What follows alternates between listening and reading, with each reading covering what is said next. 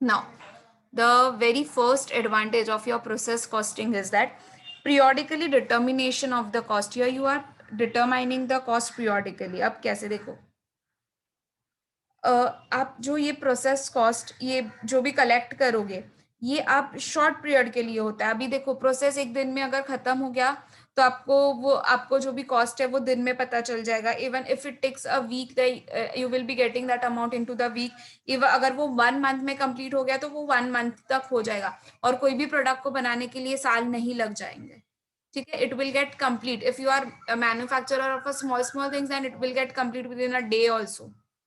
सो जैसे ही when we compare this with a job costing तो हम डायरेक्टली वहां पर ना जब तक जॉब कंप्लीट नहीं हो जाता तब तक हम कॉस्ट को डिटरमाइन नहीं कर सकते। So it takes a months और it takes a year. But in the process costing जैसे जैसे आपका प्रोसेस खत्म होते जाएगा हम हमारे जो कॉस्ट है उसको कंप्लीटली डिटरमाइन कर पाएंगे। ठीक है, it can be for a short period. हम जो भी कॉस्ट को कलेक्ट करके डिटरमाइन करेंगे it can be for a day, it can be for a week और even it can be for a month. Second one is it is very simple and it is very much cheap as well because यहाँ पर जो इसका expense है वो काफी कम है as compared to the other methods.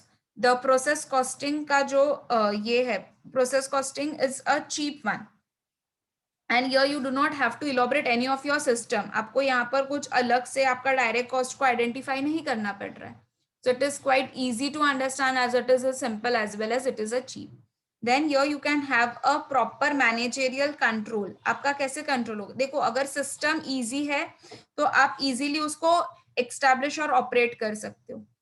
ठीक है, प्रोसेस कॉस्टिंग इवन फैसिलिटेट्स आपके आप अपने वेस्टेजेस पर you can have a control. You can have a control over your cost, you can have a control over your vestiges. जितना आपका wastage कम हो जाएगा उतना अच्छा ना आपका प्रोडक्शन बढ़ेगा। If you are inputting 100 units and आपको अगर आउटपुट 99 मिल रहा है it means your wastage is only of a 1 unit. तो जितना कम वेस्टेज उतना आपके लिए वो प्रॉफिटेबल होगा। Then the next is the standard processes and the product. Now class, it is very much easy over here to take a decisions regarding the pricing. अगर मुझे ये पता चल गया कि मेरा प्रोसेस में कितना कॉस्ट इन्वॉल्व है तो I can take a decision regarding my price. Even यहाँ अगर मुझे किसी को कोटेशन देना है, अगर मुझे टेंडर भरना है तो I can easily do it up because during the middle of the stage मतलब जब तक फिनिश गुड्स बन नहीं जाता तब तक मुझे I am aware that this all are the cost which are been incurred. तो अगर मुझे किसी को ये डिसीजन लेना है regarding the prices, regarding the quotation और you can say the tender, तो it will help them to take the decision as well.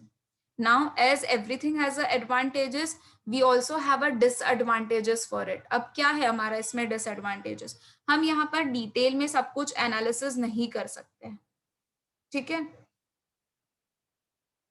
हम the process costing do not gives us the detail of whole of the cost, it just gives us the average. हाँ, हमें ये सिर्फ average बताता है कि हाँ इतना इतना इनकर हो रहा है, स्पेसिफिक नहीं बता देता है कि नहीं इतना ही इनकर होना है।